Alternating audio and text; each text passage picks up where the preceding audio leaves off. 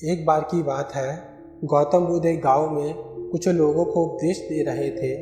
उन्होंने कहा कि हर व्यक्ति को धरती की तरह सहनशील तथा क्षमाशील होना चाहिए। क्रोध ऐसी आग है जिसमें क्रोध करने वाला अपने कुटुंब, दोस्तों और खुद तक को बर्बाद कर लेता है, और जब तक व्यक्ति यह बात समझता है तब तक बहुत देर हो चुकी होती है।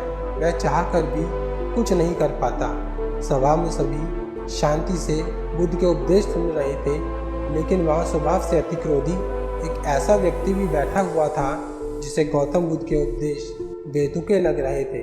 वह कुछ देर ये सब सुनता रहा, फिर अचानक ही आग बबूला होकर बोलने लगा, बुद्ध, तुम पाखंडी हो, तुम्हारी बातें काम की नहीं है, तुम्हारा व्यक्तित्व आडंबर से भरा हुआ है, तुम लोगों को भ्रमित कर रहे हो, तुम्हारी ये बातें आज के समय में कोई मायने नहीं रखती। ऐसे कई कटु वचन सुनकर भी बुद्ध शांत रहे। व्यक्ति की बातों से ना तो वह दुखी हुए, ना ही कोई प्रतिक्रिया की। यह देखकर वह व्यक्ति और भी क्रोधित हो गया और बुद्ध को काफ़ी समय तक अपशब्द बोलता रहा और अंत में वहाँ से चला गया। अगले दिन जब उस व्यक्ति का क्रोध शांत हुआ तो उसे बहुत बुरा लगा। वह अपने बुरे व्यवहार के कारण पछतावे की आग में जलने लगा और वह व्यक्ति बुद्ध को ढूंढते हुए उसी स्थान पर पहुंचा, पर बुद्ध कहाँ मिलते। वह तो अपने शिष्यों के साथ पास के दूसरे गांव निकल चुके थे।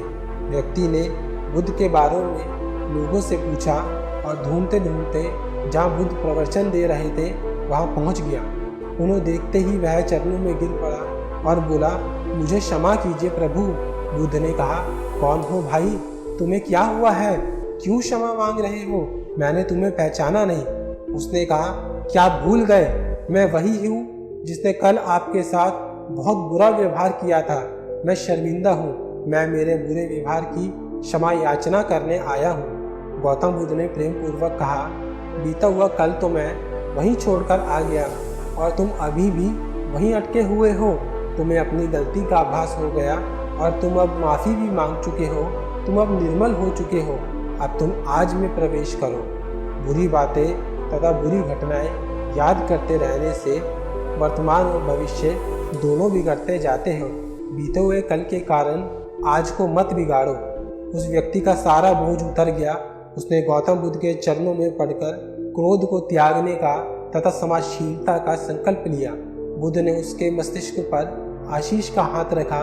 उस दिन से उसमें परिवर्तन आ गया और उसके जीवन में सत्य, प्रेम व करुणा की धारा बहने लगी। मित्रों, बहुत बार हम भूत में की गई किसी गलती के बारे में सोच सोचकर बार बार दुखी होते रहते हैं और खुद को कोसते रहते हैं। हमें ऐसा कभी नहीं करना चाहिए। गलती का बोध हो जाने पर हमें उसे कभी न दोहराने का संकल्प लेना चाहिए और एक नई ऊर्जा के साथ वर्तमान में रहते हुए अपने भविष्य को बेहतर बनाने के लिए प्रयत्नशील रहना चाहिए, ना कि निरर्थक अपने कल के बारे में सोचकर आज को बर्बाद करना चाहिए।